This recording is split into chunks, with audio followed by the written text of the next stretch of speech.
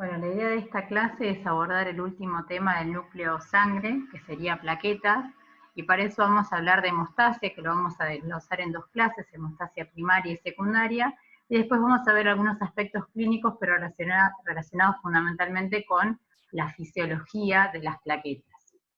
Entonces, lo primero que tenemos que hacer cuando hablamos de hemostasia es definir qué entendemos por hemostasia. Y podemos decir que la hemostasia es el proceso que mantiene la integridad de un sistema circulatorio cerrado y de alta presión después de que se produce un daño vascular. O sea, es un delgado equilibrio por el cual la sangre permanece en estado fluido mientras está dentro del compartimento intravascular y se convierte en estado sólido cuando se produce una solución de continuidad. Desde el punto de vista esquemático para su estudio, la hemostasia se divide habitualmente en una hemostasia primaria y una hemostasia secundaria. Ahora, en sí, la hemostasia primaria se caracteriza por el reclutamiento y la activación de plaquetas para formar un tapón plaquetario.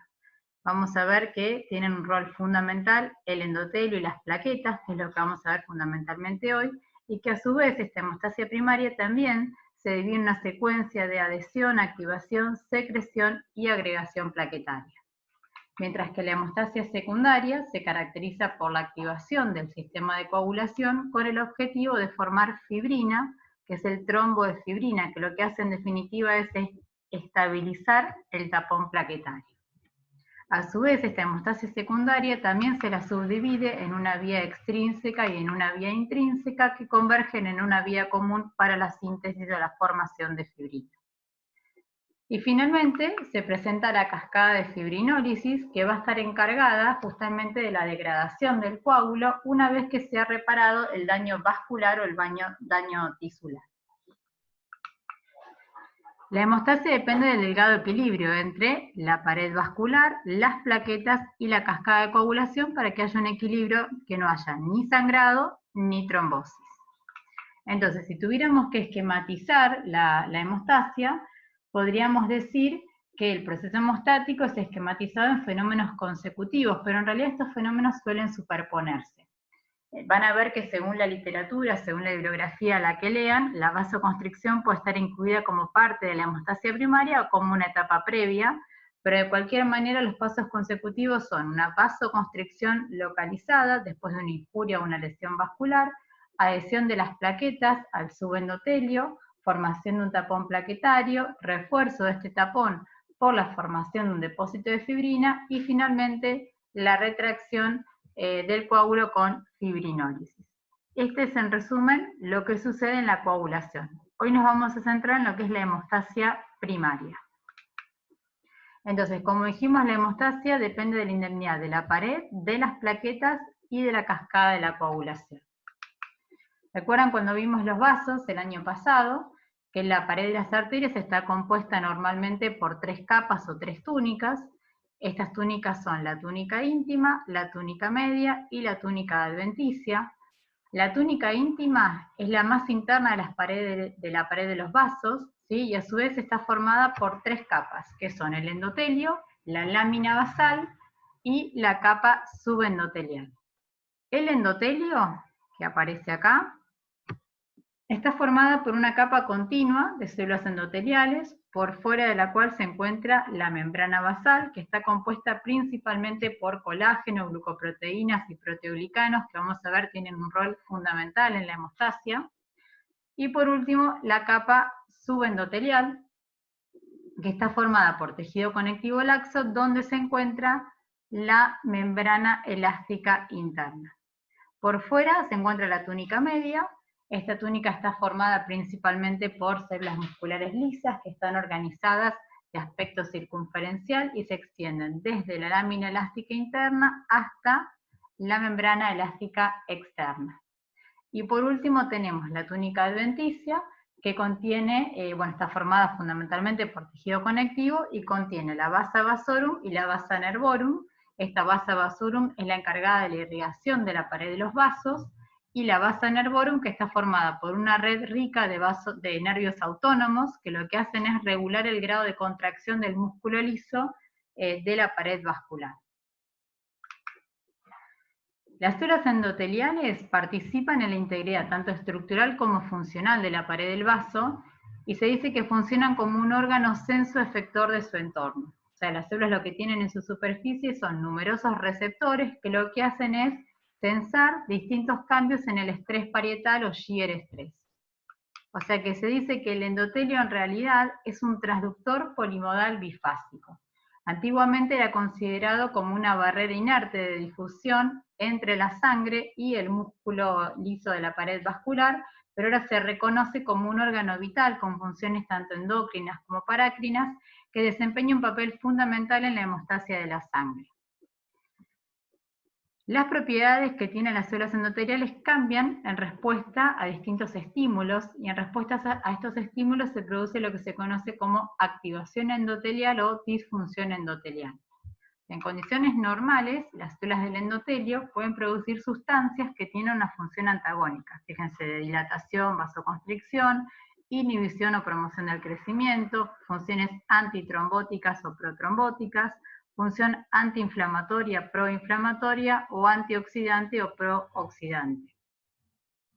En condiciones normales, aquellas moléculas que tienen función aterosclerótica, como los vasodilatadores, los antitrombóticos y fibrinolíticos, son los que prevalecen. Pero cuando existen estímulos antigénicos, como estrés oxidativo u otros factores, se supera esta capacidad de equilibrio de las células endoteliales y ahí se produce una disfunción o activación endotelial. Entonces, fíjense un modelo unificado de injuria endotelial frente a diferentes factores de riesgo, los más frecuentes, la hipertensión arterial, la dislipemia con altos niveles de colesterol de baja densidad o LDL, lo que se conoce como colesterol malo, diabetes mellitus, tabaquismo, lo que aumenta es el estrés oxidativo y en respuesta a ese estrés oxidativo se va a producir una activación o disfunción endotelial. Eso genera como consecuencia diferentes respuestas protrombóticas, proinflamatorias, que favorecen la vasoconstricción, la injuria endotelial, con la formación de placas de colesterol que se traducen desde el punto de vista clínico en un evento cardiovascular. En condiciones normales, este es un corte transversal visto por ecografía de la pared de una arteria, tenemos la pared superior, la pared inferior, y se ve una delgada capa, que se muestra con estas flechitas, y este pequeño engrosamiento que aparece acá es lo que se conoce como, es lo que se ve como el endotelio. En condiciones normales, el espesor del endotelio no debe ser mayor de 1 milímetro, pero cuando empieza a haber distintos factores de riesgo, estrés oxidativo, se produce una injuria endotelial y comienza a engrosarse el endotelio. Es un aumento del espesor íntima media. Que si esto progresa en el tiempo y la capacidad de reparación se ve superada, clínicamente se va a traducir en una placa de colesterol. Esto es la famosa aterosclerosis, el depósito de colesterol en la pared de la arteria. Esta aterosclerosis puede ser silente desde el punto de vista clínico, no tener manifestación, pero si esta placa se rompe o progresa, es decir, sigue creciendo y genera una obstrucción, se va a manifestar desde el punto de vista clínico. Si esto sucede a nivel cardiovascular, a nivel coronario, el paciente presentará un infarto agudo de miocardio. Si este mismo fenómeno se produce a nivel de una arteria cerebral, el paciente tendrá un accidente cerebrovascular. A nivel de miembros inferiores, una isquemia arterial aguda y así en los diferentes territorios. Entonces, este es el continuo cardiovascular de la enfermedad cardiovascular.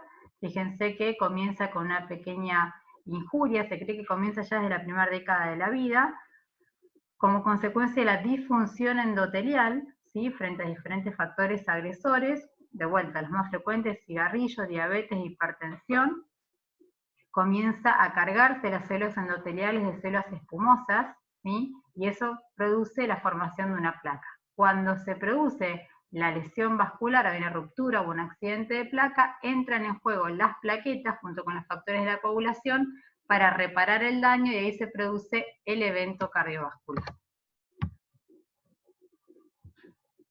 Pathological thrombi can be extremely serious, causing complications such as stroke, pulmonary embolism, or heart attack.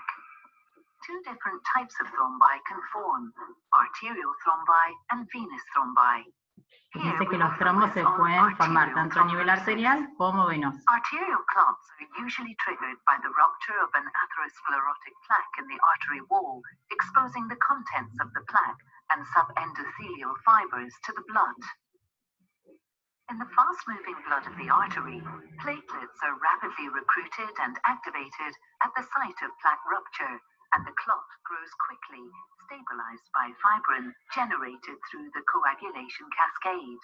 If the clot partially or completely prevents blood flow to the heart, this can cause acute coronary syndrome, a collection of conditions comprising unstable angina, non-ST elevation myocardial infarction, and ST elevation myocardial Fíjense que según el grado de obstrucción de la arteria coronaria puede presentar como una angina de pecho cuando la obstrucción es parcial y cuando la obstrucción es total como un infarto que puede ser un infarto con compromiso mural o no. Son los conocidos como infartos supra-ST o no supra-ST.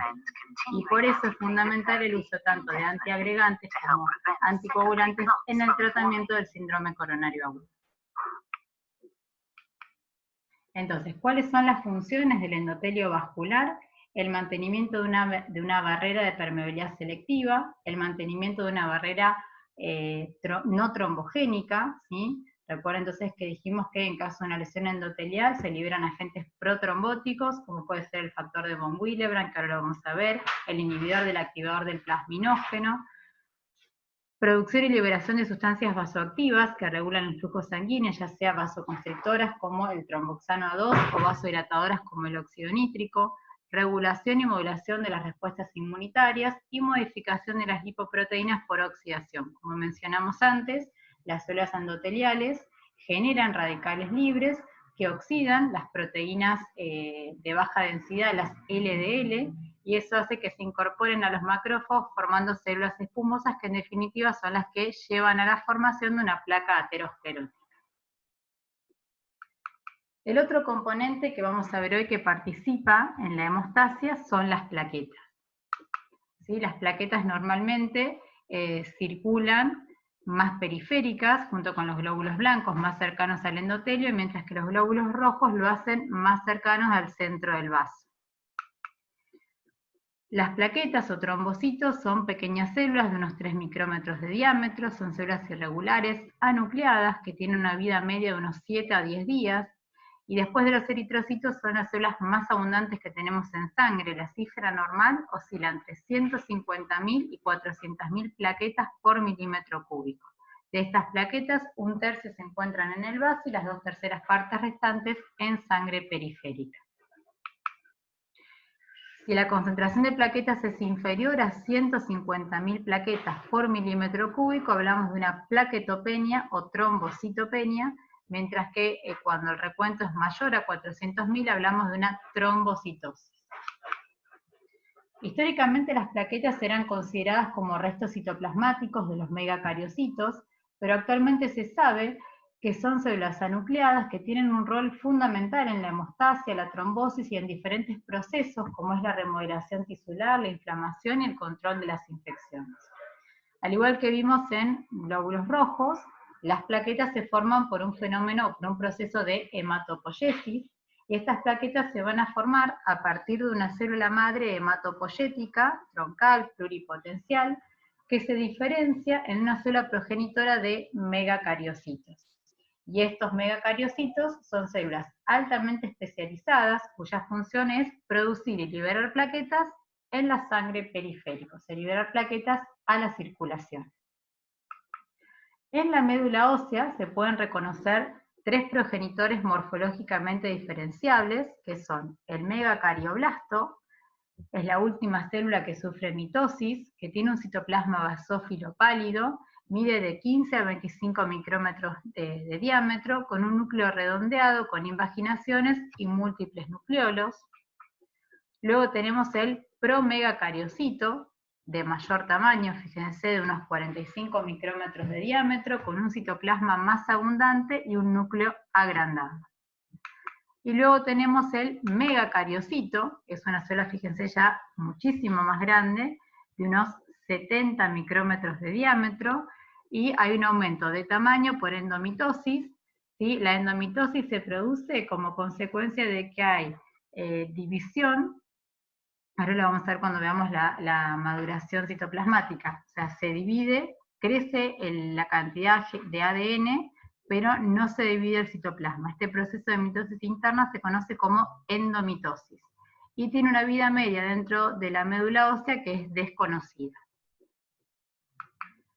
A su vez, este proceso de megacariopoiesis se puede diferenciar en dos etapas, que son la etapa proliferativa y la etapa madurativa. En la etapa proliferativa permite expandir el número de células que van a dar lugar a los precursores megacariocíticos, mientras que en la etapa madurativa tenemos una maduración nuclear y una maduración citoplasmática. Con respecto a la maduración nuclear, sabemos que durante el proceso lo que va a hacer es duplicar el contenido de ADN, pero no ocurre cariocinesis ni citocinesis, o sea, tanto el núcleo como las células aumentan de tamaño en proporción a la ploidía celular. Se cree que la función principal es realizar una amplificación génica para incrementar así la síntesis de proteínas requeridas para completar la maduración granular y promover el aumento del tamaño celular. Y luego tenemos la maduración citoplasmática, en la cual los megacariocitos sufren una serie de cambios a nivel del citoplasma, mediante los cuales desarrollan un sistema de endomembranas y se van a formar diferentes tipos de gránulos, que luego vamos a ver, los gránulos alfa, los gránulos densos, y aumentan el tamaño de sus orgánulos. Al finalizar la maduración del megacariocito, comienza un proceso conocido como trombopoiesis. El modelo actualmente aceptado, como dijimos antiguamente, se creía que las plaquetas eran restos celulares de los megacariocitos, pero actualmente se sabe que es un proceso regulado y que se propone incluso que existe en la biogénesis de las plaquetas formaciones de intermediarios como son las proplaquetas y las preplaquetas. Entonces tenemos que a partir del megacariocito se va a formar un primer intermediario que son las proplaquetas. Estas proplaquetas se extienden utilizando el citoesqueleto de tubulina y al final de cada proplaqueta contiene un engrosamiento del tamaño de una plaqueta y las mitocondrias y los gránulos son transportados hacia esos extremos. Luego tenemos las preplaquetas, ya el megacariocito completo se convierte en una proplaqueta que son liberadas a la circulación a través de los sinusoides medulares. Y finalmente, estas proplaquetas en la circulación se transforman en preplaquetas, las cuales adoptan la forma de mancuerna o una forma circular y van a ser escindidas por el centro formando dos plaquetas individuales. Como vimos en glóbulos rojos, la médula ósea es un tejido complejo que está protegido por los huesos y que está dedicado fundamentalmente a la producción de distintos tipos celulares que componen la sangre, como ya vimos, glóbulos blancos, glóbulos rojos y plaquetas. Las células del estroma de la médula ósea lo que hacen es regular esta hematopoiesis, y dentro de la médula ósea los mecanismos de diferenciación celular y tránsito hacia el torrente sanguíneo están regulados para satisfacer justamente los requerimientos fisiológicos. En la arquitectura medular se pueden reconocer dos microambientes o nichos medulares, conocidos como nicho endostial y nicho vascular. El nicho endostial es el que está asociado al endostio, es la interfase justamente entre el hueso y la médula ósea, y está compuesto por osteoblastos o células de surinaje. Y luego el nicho vascular, compuesto principalmente por células endoteliales, células reticulares y células estromales mesenquimales. De este modo, el nicho osteoblástico proporciona un entorno que permite a los precursores megacariocíticos proliferar y diferenciarse y que comiencen a madurar, mientras que el nicho vascular promueve principalmente la trombopoiesis. Entonces, el modelo actual propone que a medida que los megacariocitos van madurando, migran desde el nicho osteoblástico al vascular para finalmente liberar desde ahí las proplaquetas a la circulación. El principal factor humoral responsable del desarrollo de los megacariocitos plaquetarios es la trombopoyetina. Es un análogo a la eritropoyetina de los glóbulos rojos. Esta trombopoyetina es la principal citoquina que está involucrada en la regulación de la megacariopoyesis y en la producción de las plaquetas. Es sintetizada a nivel del hígado, a nivel del riñón y en el estroma medular como un precursor polipeptídico. Esta trombopoyetina lo que hace es unirse a su receptor, que recibe el nombre de CMPL, ¿sí? Y esta unión trombopoyetina-receptor no solo afecta la síntesis de la plaqueta, sino que también regula los niveles de trombopoyetina y la expresión de este receptor. Y de esta forma se mantiene un equilibrio en la concentración de las plaquetas. ¿Por qué les menciono esto y es importante? Porque actualmente existen análogos sintéticos de la trombopoyetina, como son el trombopag, ¿sí? O el romiplastim, son dos análogos sintéticos que se utilizan para aquellos pacientes que tienen deficiencia de la trombopoyetina o tienen plaquetopenia. Lo que hace es inducir la proliferación y la diferenciación de las megacariocitos desde las células progenitoras de la médula ósea. O sea, la importancia clínica radica en que hoy por hoy es un objetivo terapéutico. Entonces, las plaquetas, ¿sí? Desde el punto de vista estructural podemos dividirla en tres partes topográficas relacionadas con su función. Tenemos una membrana plaquetaria, gránulos y organelas intracitoplasmáticos y un citoesquelético con sus proteínas motoras. Tenemos la membrana celular, ¿sí? La plaqueta está rodeada por una membrana plasmática que se extiende a través de múltiples ramificaciones del sistema canalicular cerrado o sistema canalicular conectado a la superficie. Esta membrana tiene un espesor de unos 20 nanómetros y aparece como una unidad trilaminar formada por dos capas con un espacio constante entre ambas, y al igual que otras proteínas está formada, que otras células, su membrana está formada por lípidos y proteínas, principalmente colesterol y fosfolípidos. Y luego tenemos el glucocálix o cubierta plaquetaria, que está formada por cadenas de oligosacáridos provenientes de las glicolípidos, glicoproteínas de membrana y las cadenas de polisacáridos provenientes de los proteoglicanos de membrana. Este glicocálix es justamente el responsable de la carga negativa en la superficie de la plaqueta que provoca la repulsión de interacciones no deseadas con otros elementos de la pared vascular o de la circulación sanguínea. O sea, esto es lo que evita que la plaqueta, en condiciones normales, se adhiera a otras células sanguíneas o que se adhiera al endotelio. Fíjense que en la plaqueta hay gran cantidad de receptores plaquetarios, que son proteínas integrales de la membrana, que pertenecen a una clase de receptores de la matriz conocidos como integrinas, y ya vamos a ver que hay factores fundamentales como la glicoproteína 2B3A, ¿sí? El receptor del ADP, conocido como P2 y 12, el receptor para el tromboxano, la glicoproteína 1B95, que es el receptor del factor de von Willebrand. Luego tenemos los gránulos y organelas citoplasmáticas, ¿sí? Estas plaquetas contienen 4 tipos de gránulos citoplasmáticos, que son los gránulos alfa, los gránulos densos, los lisosomas y peroxisomas. Dentro de los gránulos alfa hay gran contenido de sustancias, las más importantes o más relevantes, factor de von Willebrand y fibrinógeno. Dentro de los gránulos densos, serotonina, ADP, catecolaminas y calcio. Los lisosomas, que son importantes para la liberación de enzimas lisosómicas que permiten la digestión de los componentes de la matriz subendotelial, y los peroxisomas. Todo el contenido de estos gránulos va a ser liberado cuando la plaqueta es activada durante la reacción de liberación, como vamos a ver más adelante. Y luego tenemos el citoesqueleto, ¿sí? Con sus proteínas motoras, que está compuesto principalmente por tubulina y polímeros de actina, que cumplen una función dual, tanto estática como dinámica. O sea, las plaquetas no estimuladas circulan en forma discoidea y cambian de forma hacia una forma esférica cuando son activadas, y esto permite asegurar una función hemostática correcta. En definitiva, ¿cuáles son las funciones de las plaquetas? Participar en la hemostasia primaria, intervenir en las reacciones de coagulación, inflamación y reparación de los tejidos, y recuerden que en condiciones normales, justamente por el glicocálix, no interactúan con el endotelio ni con otras células sanguíneas.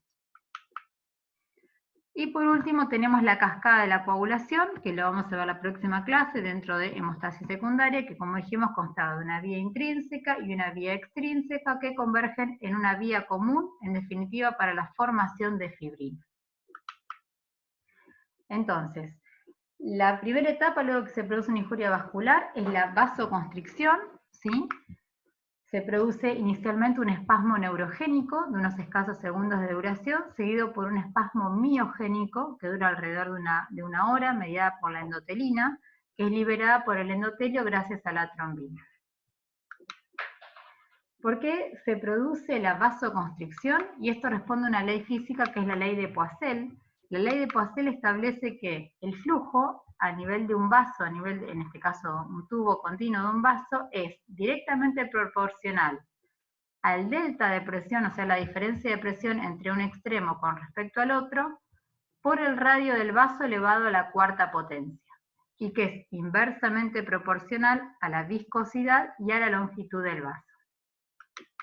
Por lo tanto, cuando se produce una lesión, al hacer un torniquete o al comprimir la zona de lesión, lo que estoy afectando es el radio del vaso, y va a ser de gran importancia porque el radio del vaso disminuye el flujo a la cuarta potencia. Por eso pequeñas variaciones en el vaso producen grandes variaciones en el caudal.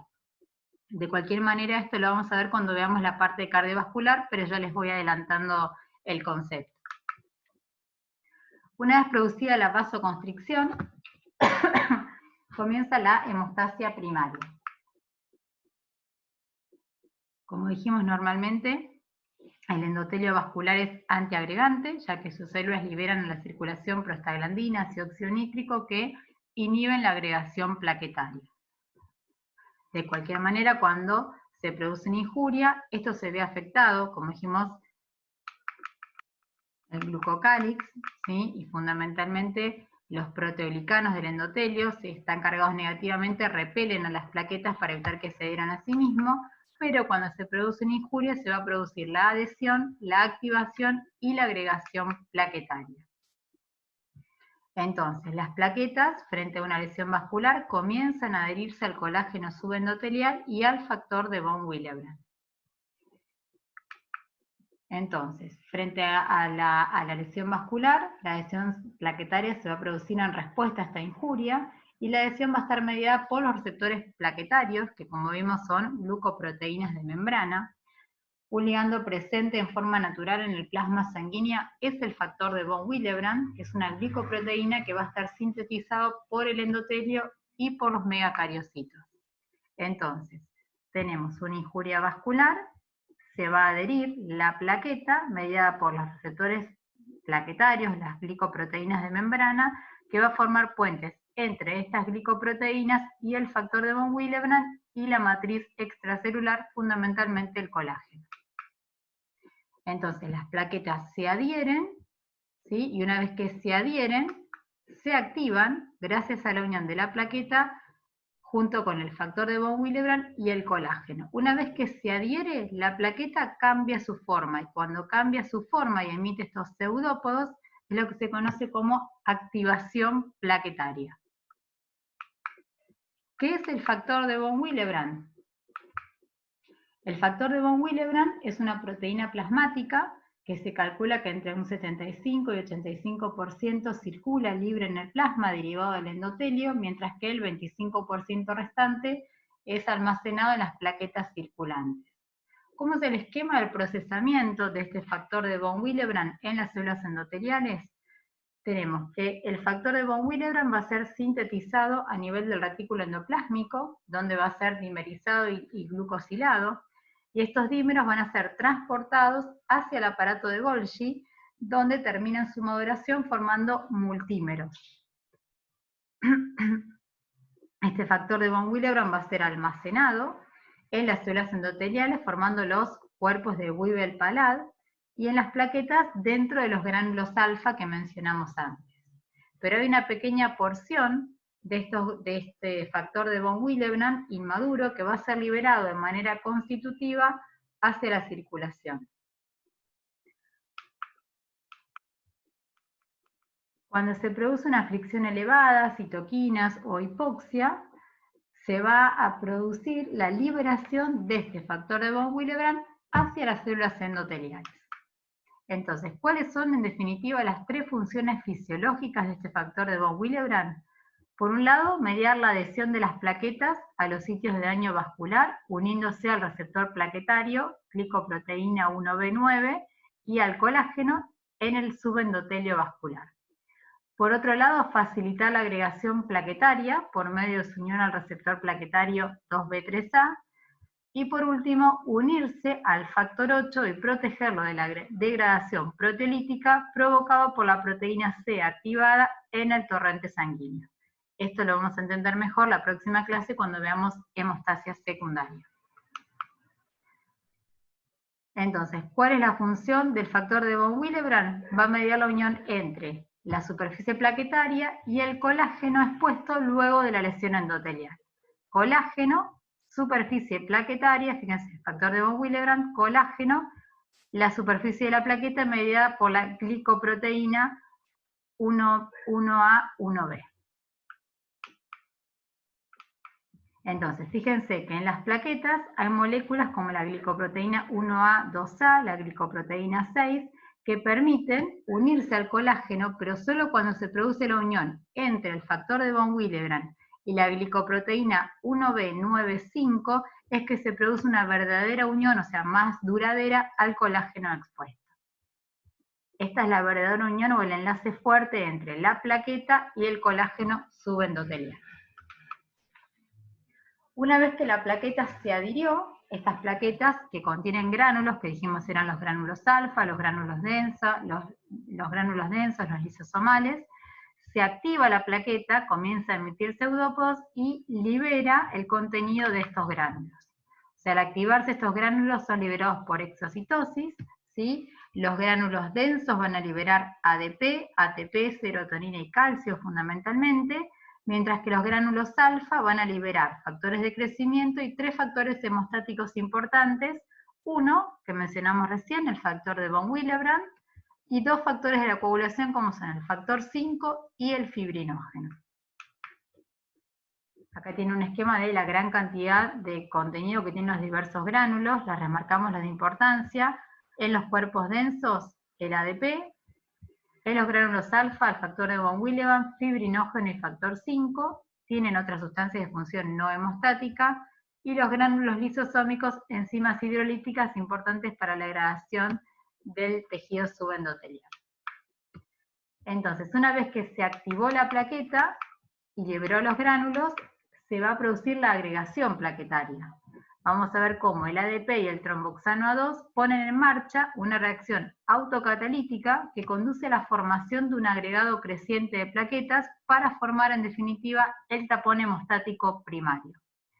Esta agregación primaria es reversible, pero al activarse la cascada de la coagulación se forma trombina que lo que hace es estabilizar este tapón plaquetario para hacerlo más duradero. Entonces, fíjense cómo tenemos. Esto lo vamos a ver mejor la clase que viene, pero teníamos una vía extrínseca, mediada por el factor tisular, una vía intrínseca, y ambas convergen en la activación del factor 10, el cual va, junto con el factor 5 como cofactor, catalizar la conversión de la protrombina en trombina. Y la trombina lo que hace, en definitiva, es convertir el fibrinógeno en fibrina. O sea que la trombina se une al receptor de las plaquetas, y junto con el ADP y el tromboxano A2 van a producir mayor agregación. El ADP se une al receptor P2 y 2 en las plaquetas, y la serotonina y el tromboxano A2 activan a otras plaquetas y este reclutamiento promueve la agregación plaquetaria. Esto va a generar en definitiva una retracción de las plaquetas con una metamorfosis viscosa y la formación de un tapón hemostático secundario. Entonces, las plaquetas activadas por el ADP se unen al fibrinógeno y este, a su vez, se une a otras plaquetas mediante los receptores de la glicoproteína 2B3A, formándose así grandes agregados plaquetarios.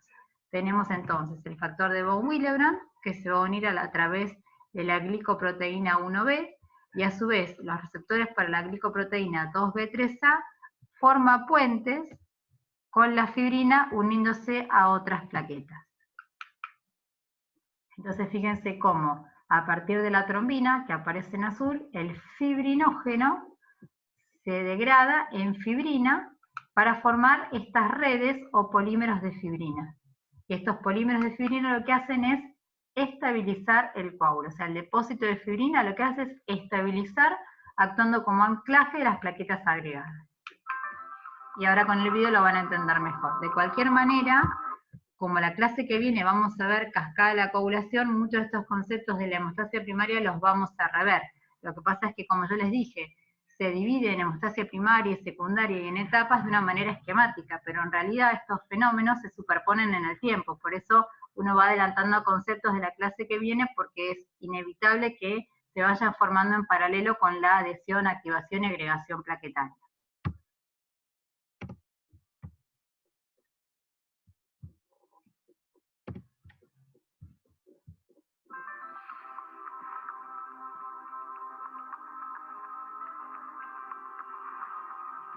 First step towards clot formation, platelets are recruited to the site of vessel injury by now exposed molecules of the vessel wall.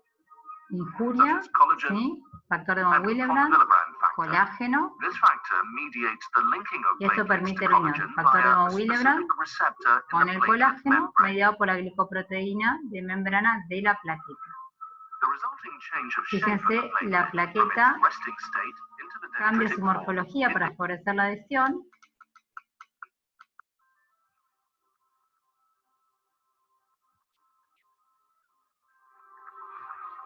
In a first step towards clot formation, platelets are recruited to the site of vessel injury by now exposed molecules of the vessel wall, such as collagen and von Willebrand factor. This factor mediates the linking of platelets to collagen via a specific receptor in the platelet membrane. The resulting change of shape of the platelet from its resting state into the dendritic form indicates activation. Cuando se activa, fíjense, se produce la liberación del contenido de los gránulos. ADP, by binding to its receptors, ADP induces aggregation.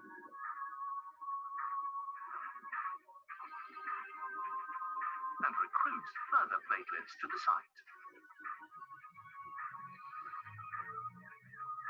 Thromboxane is another important mediator of platelet es otro de los contenidos de los gránulos que es liberado. Under its influence, the platelets cross-link with each other. These interlocking mechanisms cause platelet activation to snowball. The clot grows rapidly. Activated platelets also trigger the coagulation cascade and thus the formation of thrombin. Thrombin, in turn, stimulates platelet activation even further, a continuous feedback loop. Additionally, thrombin induces the formation of fibrin for the mesh stabilizing the clot. The self-reinforcing process of platelet activation, crucial in the formation of blood clots, is an obvious therapeutic target in conditions caused by inappropriately triggered blood coagulation.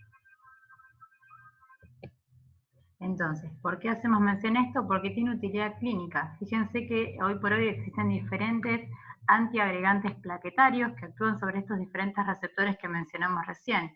Uno de los más comunes, de esos más comunes, es la aspirina, que lo que hace es inhibir a la ciclooxigenasa.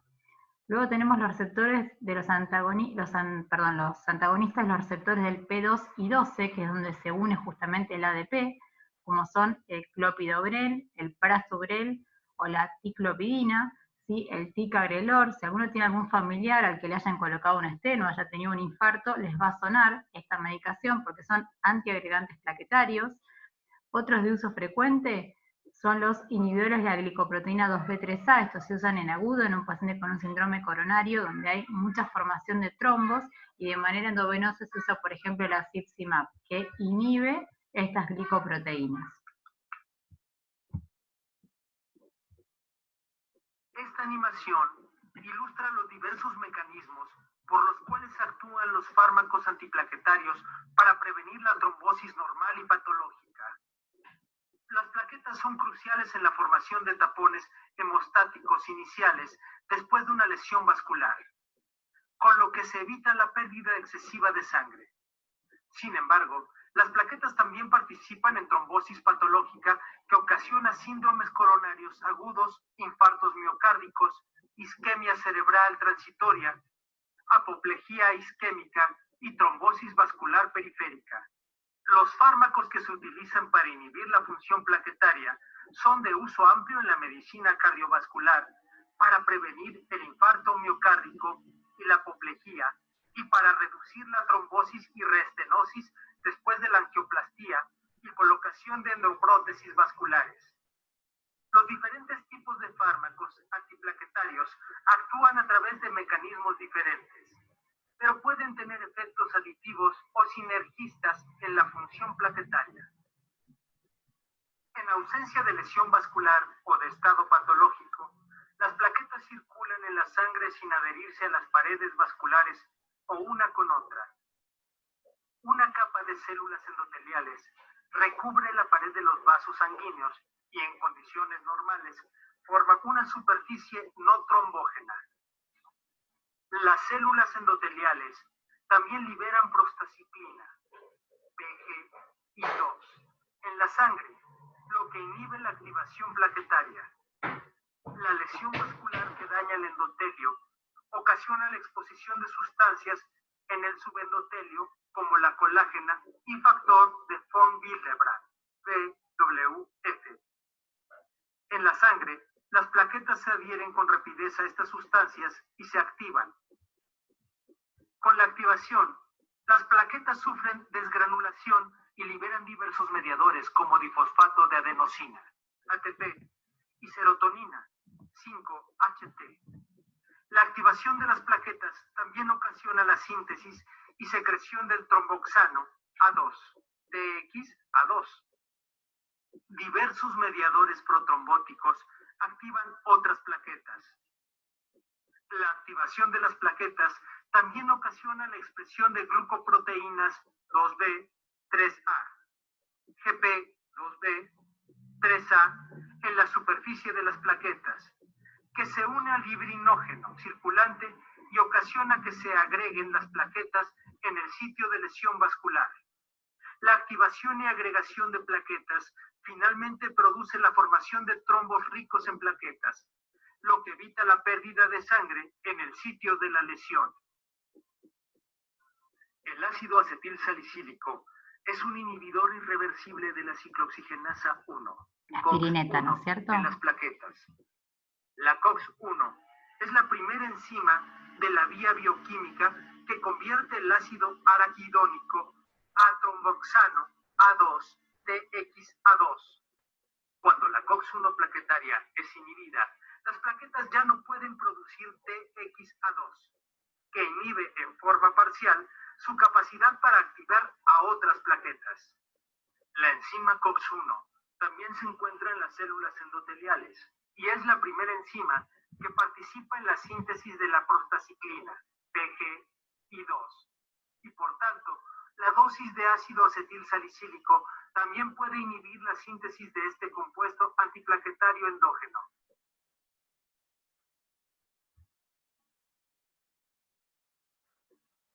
El clopidogrel y la ticlopidina son inhibidores irreversibles de los receptores plaquetarios de ADP. El ADP es el estímulo más potente de la activación y agregaciones plaquetarias en comparación con TXA2 y por tanto los antagonistas de receptores de ADP son más eficaces que el ácido acetil salicílico para inhibir la función plaquetaria. El ácido acetil salicílico y los antagonistas de receptores ADP trabajan a través de mecanismos diferentes para inhibir la función plaquetaria y, por tanto, el tratamiento combinado con esas dos clases farmacológicas puede tener efectos sinérgicos. Todos los estímulos que activan las plaquetas, entre los que se encuentran la trombina, colágena, ADP y TXA2, causan la expresión de GP2B3A en la superficie de las plaquetas. GP2B3A es una integrina del receptor para el fibrinógeno y factor de von Willebrand, VWF. Los fármacos que antagonizan GP2B3A incluyen axicimab, eptifibatida y tirofiban. Estos fármacos son los antiplaquetarios más eficaces porque pueden bloquear la agregación y adherencia plaquetaria sin importar el estímulo que active las plaquetas.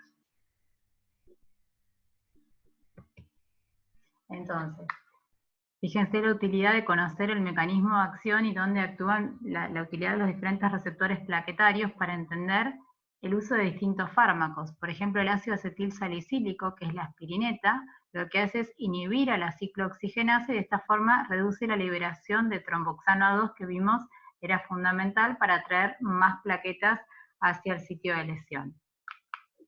Entonces, de manera esquemática tenemos, por un lado la aspirineta que inhibe la síntesis del tromboxano A2, después tenemos los que actúan a nivel de los receptores del ADP, que es el receptor P2 y 12, donde actúan el clopidogrel, la ticlopidina, el ticagrelor.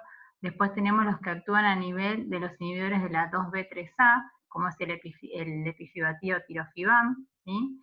O sea que distintos fármacos van a actuar en cada uno de estos receptores que vimos, ¿sí? Y si lo piensan, dijimos que la vida media de las plaquetas era de 7 a 10 días, por lo tanto, si un paciente está antiagregado, o sea, tiene inhibida la función plaquetaria por alguno de estos fármacos, los más comunes es la aspirineta, el paciente tiene que, por ejemplo, someterse a un procedimiento dental, una extracción dentaria, el tiempo en el cual debería suspender el antiagregante es una semana previa, porque sabemos que la vida media de la droga es 7 días. Y a su vez sabemos que si un paciente tiene un alto riesgo cardiovascular, un paciente diabético, dislipémico, sedentario, o un paciente con ya antecedentes de infarto, la indicación de la aspirineta evita un nuevo evento, ya que lo que evita es la agregación plaquetaria en caso de una lesión vascular. O sea, en caso de una injuria vascular, esto impide que se termine de obstruir completamente la luz del vaso. ¿Sí? Entonces, fíjense cómo esto que parece fisiología y no mucha utilidad, conocer los nombres de los receptores, son los targets de objetivos de tratamiento. Fíjense que existen análogos para la trombopoyetina para el tratamiento de las trombocitopenias, son objetivos terapéuticos en pacientes con múltiples patologías, desde la enfermedad cardiovascular, enfermedad cerebrovascular, pacientes con estados protrombóticos, pacientes con trombosis venosa. Entonces, fíjense el amplio espectro de objetivos terapéuticos que tenemos solamente viendo plaquetas. ¿Sí? La idea de la próxima clase vamos a seguir con hemostasia secundaria, o sea, vamos a ver la cascada de la coagulación y la nueva teoría celular de la coagulación, y vamos a rever los conceptos de hemostasia primaria.